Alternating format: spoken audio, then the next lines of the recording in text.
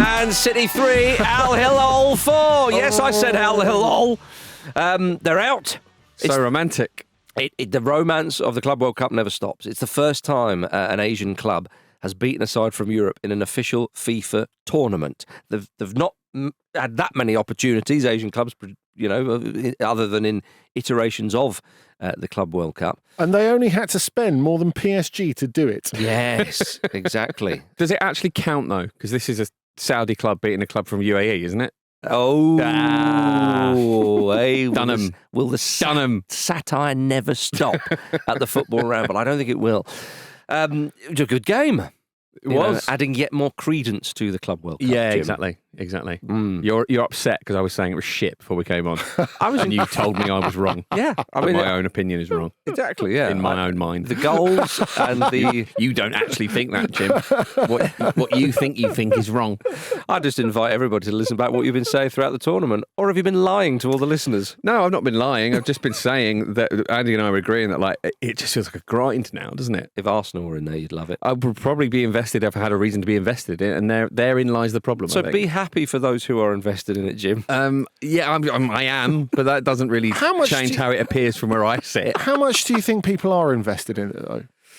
I think that's still an enormous question mark. Yeah, I do as well. Are you talking fans or the players? All of them. I think the players are. You see the way they're into it. I don't think there's any doubt. They're there, so they feel they have to make the most of it. I think they'd all rather be on holiday. Really? Well, you've seen lots of their responses. I've seen Henrik Mkhitaryan answer questions where he looked like he was going to fall asleep standing up. I mean, he's quite... That might be the heat, to be fair. I think it was a poor example. Yeah, I think you could... Not necessarily, because it's just one of many. Talk to me about Simone Inzaghi, Andy. You look at... He seemed happy. That's right. And when we use the word invested with him, we really do mean invested. I'd like you to get into the zone. Josko Gvardiol, who says, look, I don't have an opinion on it. It's my job. All right. If you don't like the Club World Cup, don't watch it. That's what I'd say to that. Go trampolining. Andy, you went there. Andy, you contributed to the attendance figures. You're right. I think it's the best thing to do in football if you disagree with the premise of something to just ignore it. That's exactly what reporting is. Oh, well. That's exactly what reporting is. You can go for a swim. There's lots of options. You can have a crack at being Jeremy Paxman, apparently. No. You do like it. Oh, dear. Well, I thought this was a good game.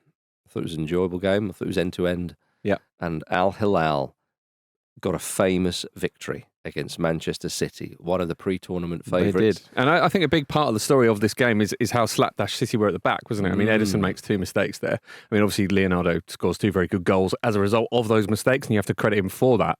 But this was back to the really fun bit of Man City's season, wasn't it? Which we all thought that they'd kind of got past. Having said that, they did play quite well for a lot of this. I was going to say, I think a lot of it, though. That's the problem, isn't it? Well, yeah, you're right. Did you feel like they played well for a lot of parts of last season, though? Because I definitely didn't. No, the point I'm making really is that, Man City used to play well for a whole game for about 200 games in a row. They were 3-0 up against Feyenoord that time, Andy. Yeah, I think this is slightly different.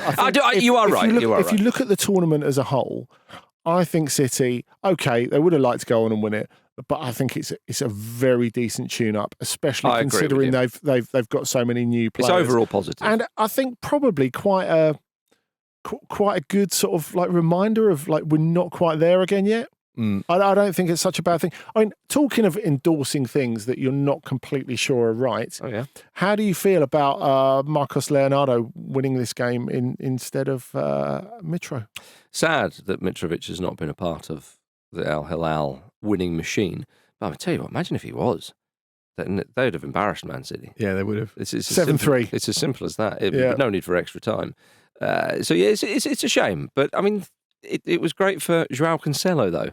Yeah, I mean, that probably feels like some sort of revenge, doesn't it? He left under a little bit of a cloud. He did. I mean, some of the names in that Al-Hilal team, obviously Cancelo and Leonardo in there, Milenkovic, Savic, Renan Lodi, Ruben Neves, Kalidou Koulibaly, goalkeeper. Bono, Malcolm, yeah. Little Malky's in there. But with regard to Bono, apparently Erling Haaland was speaking to him after the game, and it seemed to suggest he was saying, come to Man City. Which, if that is the case, yeah, because Ederson's a bit like, what? Ederson was in the same, like, within the vicinity in the clip that I saw, but I couldn't make out if Haaland was actually saying that. Maybe that's a little bit of... I'd like Edison to trudge over and go, hey, so what's the chat? What are we talking about here? No? Like days after Edison has said, I'm staying at Manchester City. Yeah.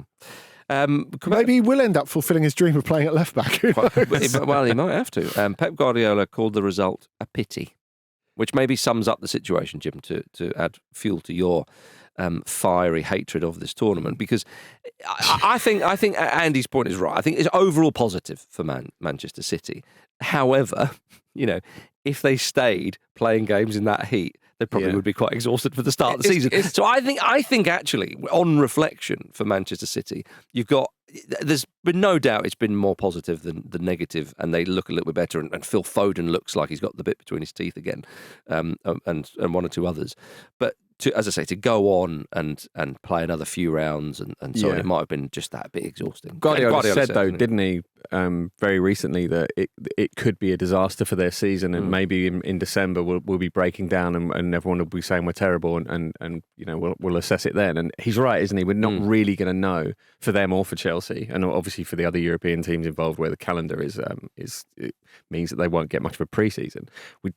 We simply don't know how much of an effect it's going to have. Maybe it will be minimal. Maybe it'll be huge. It's just really difficult. I think that's really interesting, isn't it? The idea of not will it happen, but when will it happen? Yeah. Like you said, will there be a point? And we've said it before with, like, say, English teams that have started in the really, really early rounds when the formatting was a little bit different of European Cups. If you start your season in mid-July, are you going to bottom out in and have that problem hit a wall in like November, December?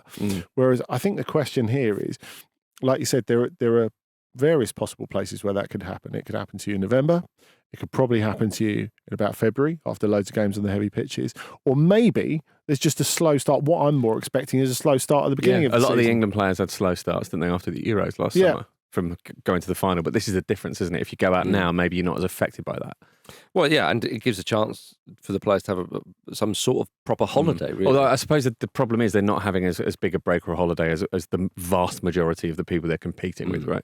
Indeed. One negative note with Man City, of course, was Rodri coming off. It's hard to say. It's quite a common thing after big injuries, isn't it? That you then get a lot of little ones. Yeah. So it could be a little tweak or we'll see how it turns out. We don't know yet. But that would be a sickener if that was to go, having waited so long for him to come back, to get any kind of problem. Exactly, and I guess the thing was about him before the major injury is his durability. The fact that he was unbelievably consistent, and the fact that City never lost with him in the team. Well, other than FA Cup finals, Andy. Yeah, give or take. To Scott McTominay's Manchester United. But a great result for Al-Hilal. You're all kind of glossing over it. But Simone Inzaghi, the man who got gubbed by PSG, his Inter side, of course, in the Champions League final, thought to himself, well, I'll treat myself to a re-up. I want to win a trophy, and I'm not going to win it with Inter, as it seemed to prove. But Al-Hilal, they march on, and he said, tonight we had to do something extraordinary because we know how good Manchester City are. We knew we had to climb Mount Everest without oxygen, and we were great. So the side of the draw that they're on has kind of opened up. Chelsea obviously play Palmeiras, and Al-Hilal are going to play Fluminense, who beat Inter 2-0.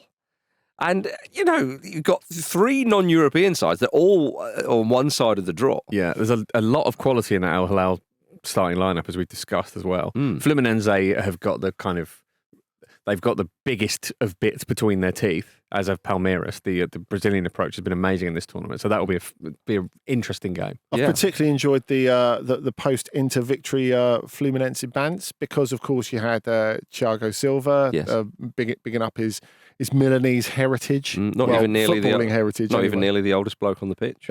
Yeah, that's right. Yeah, well, he said, didn't he, Thiago Silva, I've been thinking about AC Milan the whole time. I called Max Allegri this week. I asked him about Inter. He gave me good information. So they're giving it plenty. And the Fluminense... Always good to find out something about a team that's just been in the European Cup final. Absolutely, yeah. Fluminense's official Instagram account posted the goals against Inter with the traditional AC Milan chant as the background song.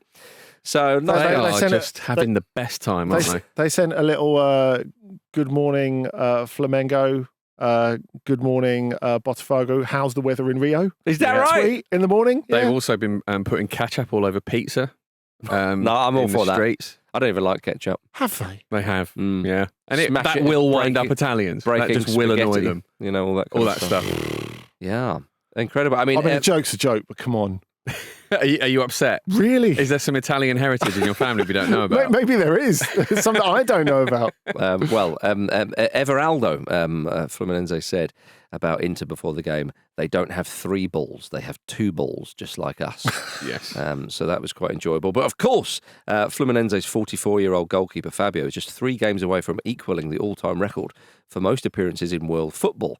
Peter Shilton's record stands at 1,390 and Fabio has 1,387. Although Shilton himself claims that he's only actually played 1,387. I'd keep quiet about that. Yeah, that's rare humility from Shilton, isn't it? Yeah, quite strange. But the Guinness Book of Records disputes that and adds a few on. So Fabio would break the record if Fluminense make the final and he plays every game. And he's got a contract for the next season as well, so he probably will break that record. He won the Under-19 World Cup in 1997. Blimey. But do you know who's third on that list with 1,286 appearances? John Burridge. Cristiano Ronaldo. Really? So I'm sure that'll be chased down. Blimey. Look at that, eh? Well, staying with Inter, Lautaro Martinez says anyone who doesn't want to fight for Inter should leave. It's thought that Martinez was referring to Hakan Çalhanoğlu, who had been linked with a move to Turkey. Yeah, it was thought. There were rumours about that, and then Giuseppe Marotta, the club president, was like, "Yeah, he's talking about Çalhanoğlu." Just really unhelpful. Yeah. Well, even Çalhanoğlu's wife got involved on social media and said, some people are not loyal to you. They are loyal to their need for you. Once their need changes, so does their loyalty. Don't regret having a good heart, Hakan. All things come back and multiply. You okay, hun? DM me, hun. I thought to myself, when I first started reading it, I thought, something happened in the marriage. And then don't regret having a good heart, Hakan. Named him Andy. Don't just smile. This is trouble in paradise. Did you see his response? I've never betrayed this club. I've never said I'm not happy at Inter. There were offers in the past, tempting ones, but I stayed because deep down I know what this shirt means to me and I believe my actions spoke clearly. I've had the honour of wearing the captain's armband for my country and I've learned that leadership means standing by your team, not pointing fingers when it's easiest. Points to make. Here we go. Firstly, that as we said before, Lautaro didn't name him. Yeah. But he had his response already in 3 languages. His wife named him. Which he put up pretty quickly. Also, he doesn't say, I don't want to leave. He says, I've never said I'm not happy at Inter, which is quite a difference from saying, I don't want to leave, I want to stay. Thirdly, having this massive go about loyalty when you literally left AC Milan to join Inter. Although that's actually sort of quite common, isn't it? Weirdly. Yeah, it's still not cool though. No, I guess I'm sure they don't love it. It's not long ago that Inter were on for a treble, isn't it? And now it's just become this circus. But what I think that's why Inzaghi left. Funny though is, like you say, is because they were so close and because they're so tired and crotchety, all these old fellas towards the end of the season, it does feel like a load of people who stayed too long for a party. They've had a bit too much to drink and they just sat there around the kitchen table and go, you know what, I never liked you. Yeah. Fuck off. Get Mauro Icardi back at the club. Yeah, exactly. He'll sort it out. Don't Calm worry it all about down. Calm it all down. On the other side of the draw in the Club World Cup, Real Madrid beat Juventus 1-0. Trent Alexander-Arnold got a lovely little assist for Gonzalo Garcia for the winner. Proving worth that 10 million, isn't he? Gonzalo Garcia looks a really good player as well. They've been saying they're comparing him to Raul straight away because that's Real Madrid, isn't it? This is the standard. Do that or you're out. Arda Güler, the Turkish Messi. Yeah. Although they may not have been saying that at Real Madrid, to be fair. Possibly not. But he's been playing a bit more. Ancelotti didn't really fancy him too much, did he, Andy? But it's good to see the young Turk doing... He didn't fancy playing him every week. Yeah. I mean, and Arda Güler obviously found that. Do you remember his strop at the 2024 Champions League final? When he realised they'd made all the subs and he realised it wasn't coming on. Yeah. And he quite kicked off. I mean, he believes in himself and then some. Yeah, he went off into Soho before the final whistle. Is that what you're saying? In central London. Took the bus home with adult wraps. Kylian Mbappe and Rodrigo both started on the bench. Rodrigo, an unused substitute. Is he thinking about Arsenal already? I think Mbappe probably is as well, based on that, right? Do you think? Yeah. Well, it's an interesting situation, that, isn't it? It does look as if Arda Güler might play a little bit more. Rodrigo prefers to play off the left, but obviously so do Vinicius and so does Mbappe in an ideal world. So it looks like he might be on the market. I don't know if Arsenal can afford him personally. Why not start them all on the left and just have Trent raking those crossfield passes? You got 3 of them to get on the end. Yeah, of that. you're right. No one would. The opposition right back wouldn't know what hit him. They never come to you, do they? No, it is. I think the real question with They might now. Rodrigo and how does he fit is because you always play him on the right, and it gets through so much defensive work. But the question is, A, where do you play Valverde? Now he's not being forced into right back anymore. And B, if you're playing 3 at the back on a consistent basis, and it looks like they might do, they've played it for the last couple of games, it really suits Trent Alexander-Arnold. It's going to suit Antonio Carreras, who's going to come on and play on the other side when he joins from Benfica. Does the new system squeeze Rodrigo out? That's the real Do you think he'll be off? I think because he is going to be, they're going to ask for so much money for him. I don't think there's an immediate move for him. He's the obvious choice if they do want to recoup some money, though, isn't he? Yeah, but he has been for the last couple of seasons, and it looked like he would be squeezed out when Mbappe arrived, and that wasn't the case, and they were clear with how valuable he was to them last season. So I think it's too early to say. But I think the Gonzalo Garcia thing's interesting because they would have been looking, I think, for a centre forward. Now look, he's not 6'4" or anything like that, but he is very, very good in the air for his size. I suppose the Raul comparison is just because he's come through the academy. There's no playing comparison to it, I don't think.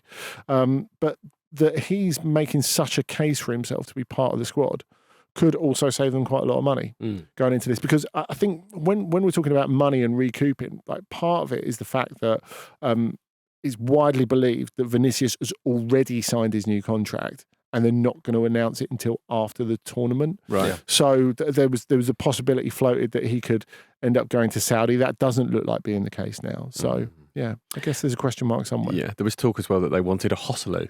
Someone who can slot in there and not cost a huge amount of money and pop up with goals. And I mean, Gonzalo Garcia is making his case, right? Yeah. That'd be good. Yeah. Now, gentlemen, Real Madrid goalkeeper Thibaut Courtois has had his say on the Club World Cup.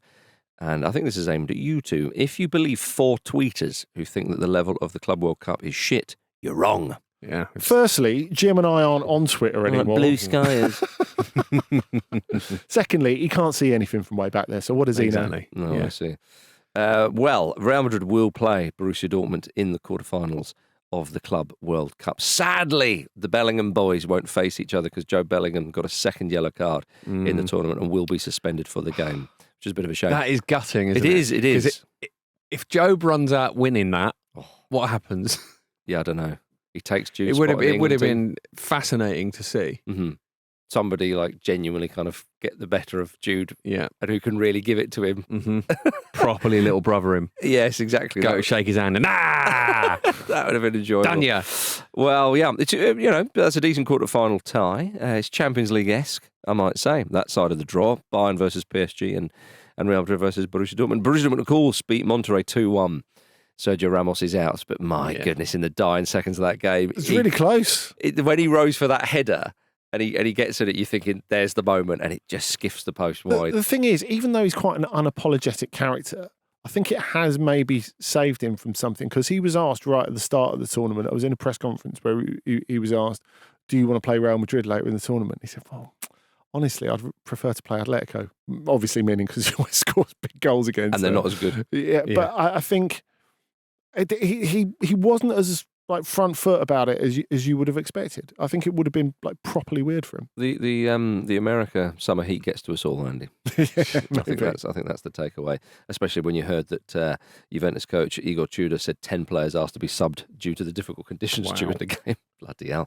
I mean, they all looked as if they were losing a couple of stone during that game, didn't they? Like the humidity was unbelievable, and it's going to be unbelievable next summer as well. All right then, coming up after this, Brentford have a new manager and Villa need some cash.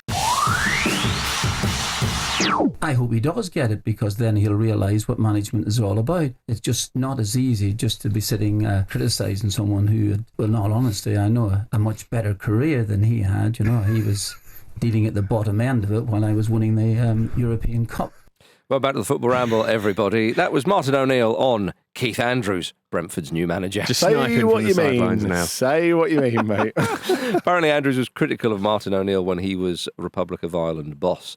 After they lost to Wales in 2018, he told O'Neill to stop moaning, adding they don't have a clue what they're doing. Of course, Andrews himself worked with Ireland in the past. He was more recently Brentford's set-piece coach, but he's been promoted to first-team manager, replacing Thomas the Frank Engine. Yes, so I think the idea at Brentford was that Justin Cochrane would potentially succeed Thomas Frank in this situation, which they're obviously well prepared for, but Frank ended up taking him with him. So they've kind of kept it internal, and I think it feels quite risky, doesn't it, in some senses, because obviously the headline of him being a set-piece coach is probably a little bit kind of misleading, but he doesn't have a huge amount of experience. But, you know, I think it goes quite underrated, actually, what a massive success story Brentford are. To have established themselves in the Premier League as profoundly as they have. I mean, we're going into their 5th season in the Premier League. It feels like they've been around for way, way longer than that. And they've not been hanging on as well. No, they've thrived. They've had a couple of like mid-table finishes. Their lowest finish is 16th. 10th last season. The other two were 9th and 13th. So, you know, they're well established. And this is essentially that same process. This is where we find out if they're London Brighton, basically, isn't it? Yeah. If they have got that sense of being able to just lose people and carry on. I mean, on the playing side, I think a lot of people, and I was kind of sceptical about how they would do without Ivan Toney, for example. And that they rode that out really, really well. The recruitment's been good. And I think that idea of keeping it all in the tent, keeping it all really, I guess, familiar is something that I think is quite laudable. Look, whether he's yeah, absolutely, whether he's got the chops to coach at this level, I guess a little bit like Martin O'Neill said, even if he was doing it in quite an over the top sort of way, we won't know until he actually gets into it. And I guess like the way that a lot of people will look at this is, would Keith Andrews get any other Premier League job? Now, obviously the answer is no. But I don't think that necessarily has to matter. But I don't think it's a relevant question. No, I don't think so. Because as you've already mapped out about the sort of uniqueness, if you like, of Brentford or their approach, and of course it's a gamble. I mean, but it's always a gamble. I mean, you know, Julian Lopetegui was an established coach, and you know didn't do it at West Ham. But every appointment's different. And you can cherry pick examples to back up your point. Of course you can. And obviously, when you are appointing a manager, you're trying to go for someone who is not a gamble. You know, you're trying to do something. But the way I think the club has gone about the business, I'd be surprised if many Brentford fans had a problem with this, because again, this approach. It's what's worked for them, right? Totally, and this will very much test what's going on. This is a huge shake-up, and I can't imagine if they would have as big a shake-up at all going forward, because obviously you mentioned Toney there, of course, but the manager is the crucial one. You see, when Toney left and so on, you still had Thomas Frank, and when Thomas Frank was there, you knew they were going to still be a Premier League club. He's off, and then obviously Brian Mbeumo is going to go, isn't he? Yeah, I mean, the issue might be the sheer scale of the change, right? Yes. Obviously, you know, Andrews has only been there since last June, so I suppose that is potentially a factor as well. Losing the manager is, of course, massive. They've lost Mark Flecken to Bayer Leverkusen. Norgard going. Replaced him with Kevin Kelleher, which may well be an upgrade. But yeah, Norgard is their captain, and Mbeumo may well go. He was their top scorer. Who knows if Wissa might be vulnerable to move from elsewhere as the window goes on as well. So, I mean, it's the biggest challenge they've faced in the Premier League. But they also seem uniquely well set up to cope with that sort of thing. And it feels like quite a safe time to take on that challenge, doesn't it? Really? Do you think?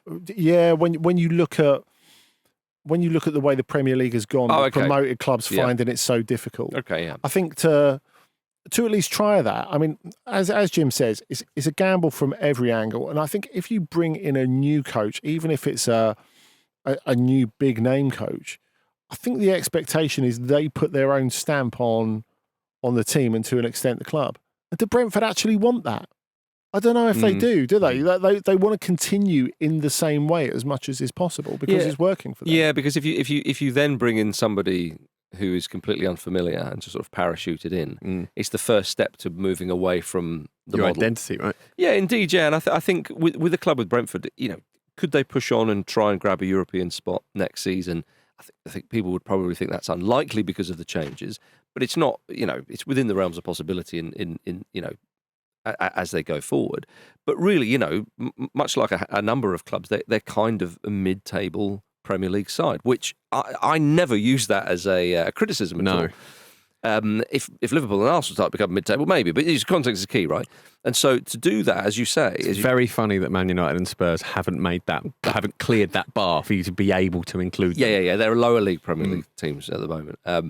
But it's a hell of an achievement that they've done that. So if you are going to be in that mid-table bracket, then do your own way and give the fans like real pride about how you go about doing it. So I think all full of praise for them.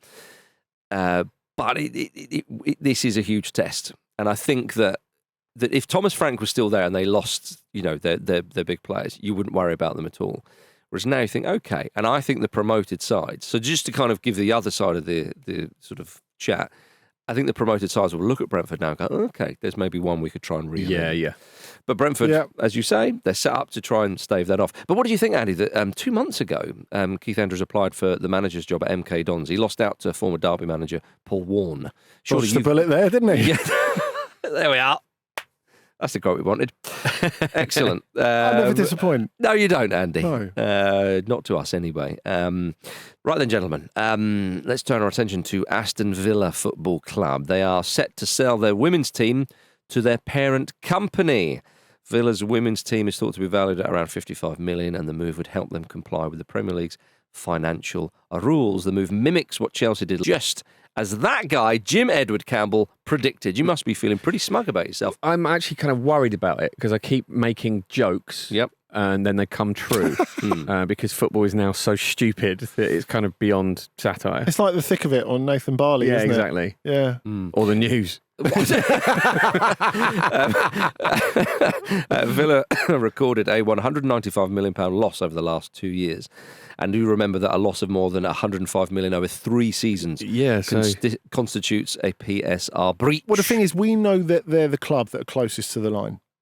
Because wage bill alone, Andy. And it was always an interesting thing, wasn't it, when you saw them go out and loan sign Rashford and Asensio, and you thought, in January, and you thought, whoa, this is big. I mean, obviously, without requalifying for the Champions League, that's a big loss. Yeah, they were never going to be able to go for it in that way again. And I thought it was quite interesting. In the same week that this news is announced, you have that thing where they did a post on Insta where it said, we'd like to thank Robin Olsen for everything he offered the club. Also, all the other loanees who've gone back to their clubs. And you flick down and on like slide 5, there's like Marcus Rashford, and slide 7, there's Marco Asensio. Very bad news. I guess, and I guess because there was no chance. I mean, whether they would have actually wanted to like bet the farm on Rashford, I guess a question.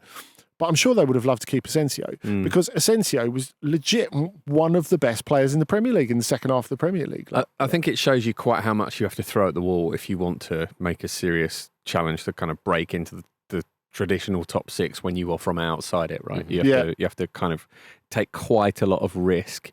And also maintaining it. Yeah, indeed. And you have to maintain it, don't you? Otherwise you end up in a situation where you're having to sell yourself your own women's team or whatever, or get creative in that way. Because you budget in a way that, we're a Champions League club now. Yes. That's how we budget. And then, of course, you don't make it, you're in real trouble. Exactly. And I really do think we're going to see more of this. And I wonder if where it stops in terms of what assets you can or can't sell yourself. Because Chelsea sold themselves a hotel, didn't they, as well? And I think it's a massive problem. I mean, I guess we talked about it a lot on OTC last week, and I talked about it on the OTC Monday YouTube video as well.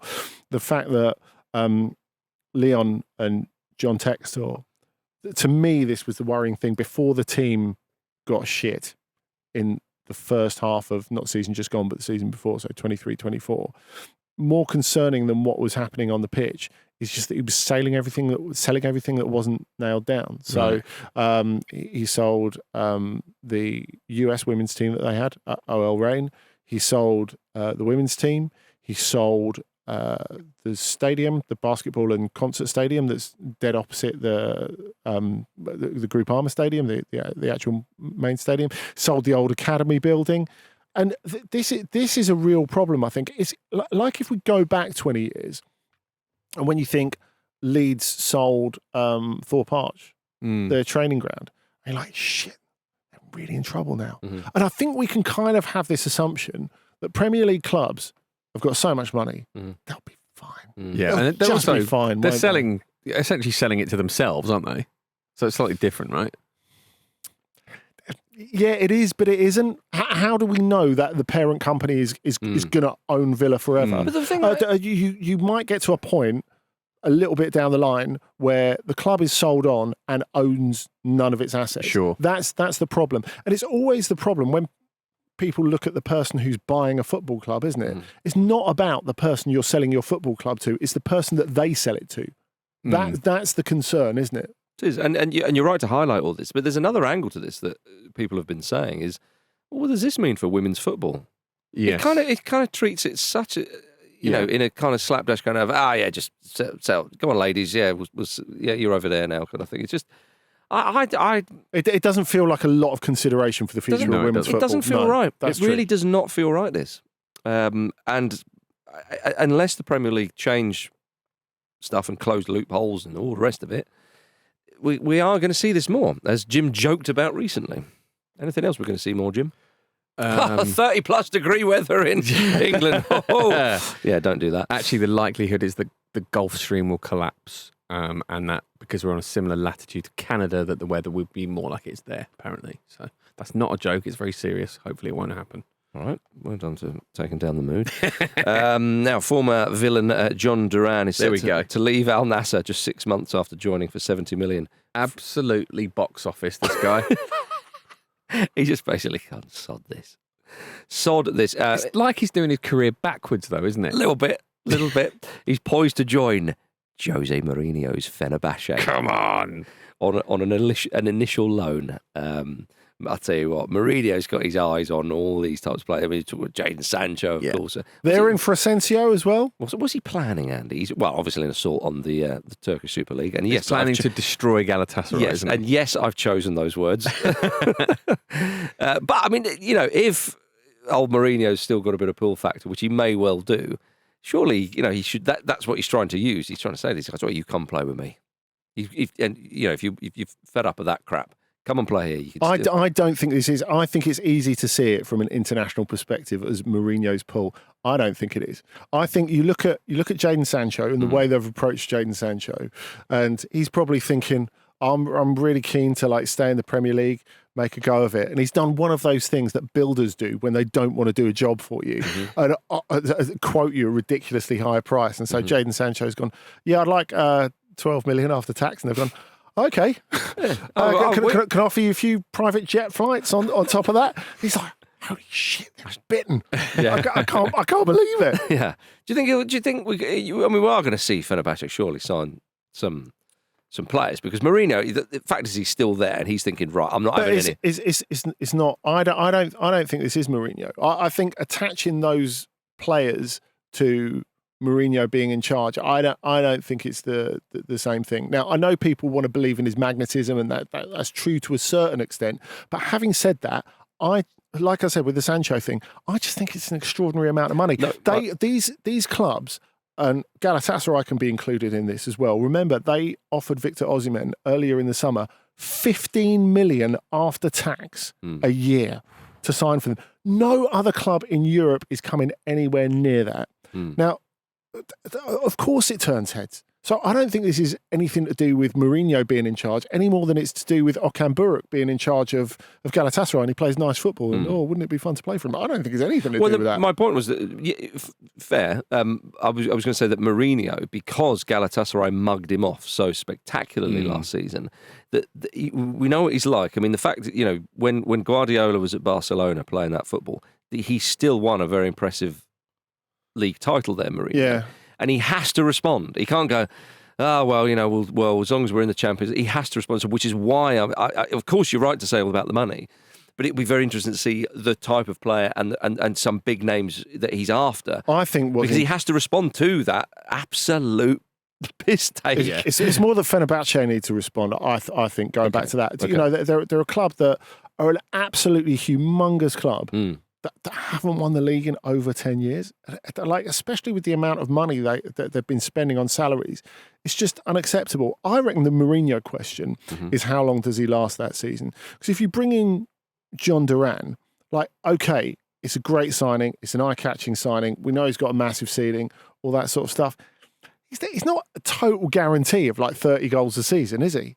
I mean, he's an enormous talent who so far has shown bits of that talent, and he's also shown the capacity to lose his head at various points as well. So they're paying cast iron superstar money for someone who's not yet a cast iron superstar. Now, I think we can get it slightly twisted from a Premier League perspective as well, because we're so in this zone at the moment where the biggest clubs would rather pay for a potential and big upside than they would pay for like someone who's established in 27, 28, because everyone's thinking about sell-on, because everyone's thinking about PSR and all that sort of stuff. But if John Duran goes there and finds it a bit difficult at the start of the season, which is not off the table, like I said, I don't think it's a given that he scores 25 or 30 goals next season, and they're miles off it in November, and Mourinho gets an offer from the Premier League, he's off. Of course he's off. But is he going to get that offer? But well, that's the question. Because that is a question that we don't have time to answer. Because today, really, Andy. Fenerbahce can't pay to get rid of him. That's the thing, isn't it? Oh, God, they're stuck with him, aren't they? They are stuck with him. And that means we're not. Jim, they are stuck with him. They've taken a bullet We're for us. not stuck with him. They are. What did we say, Brentford in November? God, blimey. Coming up after this. I think that's the one Premier League team we can guarantee won't go to, right? Coming up after this, Chelsea have signed yet another striker, and Robbie Savage goes vegan. Yes, Chelsea have signed Brighton forward João Pedro for £55 million. His contract will run until 2032. Of course. Long time, long contract, and that's what they're all about there. He joins Chelsea's growing list of strikers, Liam Delap, of course, Nicholas Jackson and Christopher Nkunku. João Pedro, interesting one, Jim Campbell. Yeah, very interesting one. He can take penalties. He can take a lot of penalties. Yeah, he's particularly good at that. He's also very versatile, isn't he, Pedro? He can play Pendro, sure. He can he can play out wide as well, which is probably part of the appeal, isn't it, to make them a little bit unpredictable. I think it's an interesting one for Nicholas Jackson, this, because I remember when Liam Delap first signed, we were talking about that's a great duo of strikers to have, because as they both score goals now, but both have the potential to score more. I wonder if Jackson might look for a move with Pedro coming in as well, because surely that limits the minutes. Well, I find Pedro an interesting because I clearly the signing of Delap, even though it was for relatively a relatively sort of cheaper Premier League price, and that sounds funny for a guy who only had one season in the league, but because of that release, it was a classic market opportunity, wasn't it? It's well said. So surely he's going to be the one. I don't think Chelsea will want to get rid of Jackson necessarily. I think Pedro's in there as a completely different option. And the way Maresca kind of wants to play, the way he wants to evolve the team, I kind of think, that is an interesting one. Will he play just behind a forward, which I think he could do, and sort of restructure the midfield? It feels quite likely, doesn't it? It does, yeah. And as you mentioned about out wide, he offers a different option than some of the wingers. But the way Maresca likes to play with the width and those kind of pacey wingers, I keep saying that, a different option. I mean, for £55 million.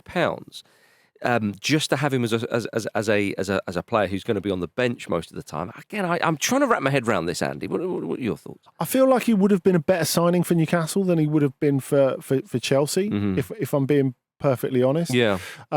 Especially if he does want to play. Because they were the other one who was... I think they had a bit rejected. They were certainly very interested they were close, weren't they? And I guess a lot of players would prefer to go to Chelsea than Newcastle. Newcastle aren't in the Club World Cup. He wants to get the tail end of this tournament. Right, That's right. It's once again mugging both of you off. It's like I've been on holiday for 4 days and I'm bored. Give me football. Yeah. Yeah, I think that could be part of it. It's like, I don't have to pay you 55 million. I'm very keen. But I think the elephant in the room that we haven't really mentioned, another expensive striker, is Christopher Nkunku. Yes. And presumably he goes. And then it makes better sense for Chelsea, doesn't it? And it affects Jackson's future less, because they are going to play a lot of football next season, and Chelsea don't really have a lot of centre forwards, do they?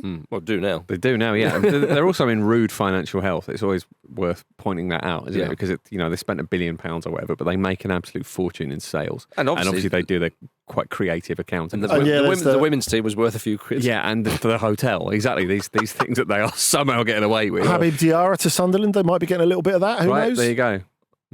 I'm intrigued what Chelsea are going to do next season. And looking at the Club World Cup, they are on the easier side of the door. They could end up winning that, which... more in the pot. Exactly. Yeah. Well, I mean, the thing is that they have made quite a few quid from the Club World Cup. Yeah.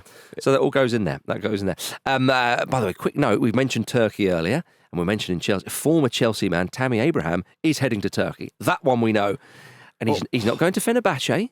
He's not even going to Galatasaray. Who's he linking up with? Ole Gunnar Solskjaer at Besiktas. What a treat for Brassel this show is.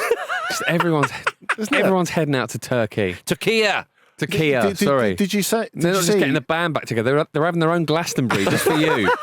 Galatasaray. No, doesn't work. Tammy was so keen while he was on the private jet, he actually got the shirt on. No, just lifting of the scarf for him. He apparently said, "Hello, Black Eagles, I'm coming for you."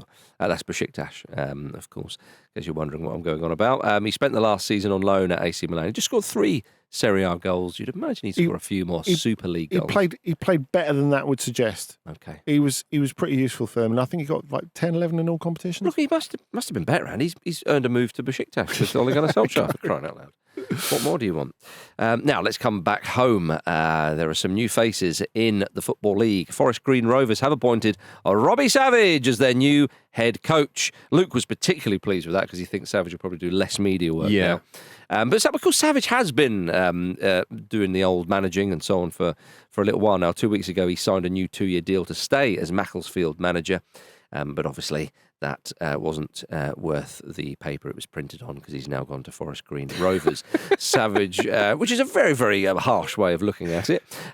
Savage won 3 promotions in 4 years at Macclesfield, being involved there. So credit to him. Yeah, he's done an amazing job. Credit to him. I know it's Robbie Savage, but you've got to give credit where credit's due.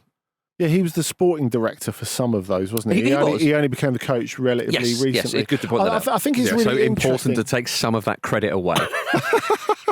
He set the foundation, and then he went, right, it's now my turn to shine. It's really interesting that he's been like a fixture in the media for so long that you kind of assumed that, okay, he's probably coaching's not for him. Mm-hmm. And obviously he's got the bug while he's been coaching Macclesfield. At a relatively late stage, I think we can say, because you could see Savage, he's like the back end of his 40s. He's obviously felt, this is me.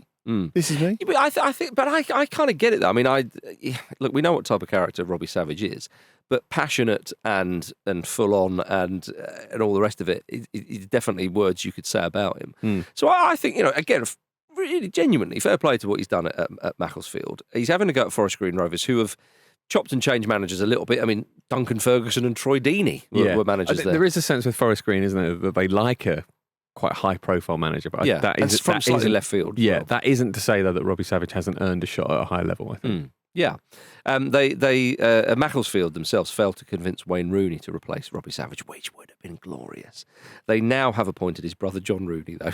Sort of glorious. Which is joined up thinking in a way. Yeah, exactly. I am quite intrigued how it's going to go for old Robbie at Forest Green Rovers. Because I do get the impression with Savage, if he doesn't irritate everybody there, which he could, then he could have like a galvanising effect and do something. Yeah, I suspect he's different in that role, though. Because he's done so well at Macclesfield, right? Yeah. So obviously he's learned a lot. Yeah. Well, as he's admitted, it's quite a high-pressure job as well. Yes. I know, like, people will probably look at that from a distance and go, oh, it's only Forest Green. But realistically, they fell through successive divisions and they went out in the playoffs last season. There are some humongous clubs, as always, in there. They've got a very high-profile owner and they've got a profile of a certain sort because of their investors, because of their values, because of Dale Vince, all of those sort of things. And, he said, didn't he, quite openly in the introductory sort of press rounds that, you know, if I'm quite aware that if it doesn't work, I'll be booted out. And they finished third in the National League. And that is the thing, isn't it? I mean, they did finish third, but they're absolutely miles behind York, who've been quite busy in the transfer market already this summer. Look, this is a tough job, and no mistake. Yeah, absolutely. But I mean, if he can get them up, it'd be a huge achievement as well. So good luck to him. And it's in a beautiful part of the world. Beautiful part. It's in the Cotswolds. Lovely, lovely, lovely. Right. Let's move up a couple of leagues to League One. Blackpool have appointed former Spurs and Birmingham City midfielder Stephen Clements. He joins Steve Bruce's first team coaching staff, which consists of assistant manager Steve Agnew, first team coach Steve Dobby, and goalkeeping coach Steve Banks. All the Steves. Yeah, all of the Steves. They've got 5 of the buggers now. That's why he's glad he's doubled down on Stephen. Yeah, I think he's set his stall out very well there. Yeah, definitely. He doesn't want to be called Clem, does he? But he might have to.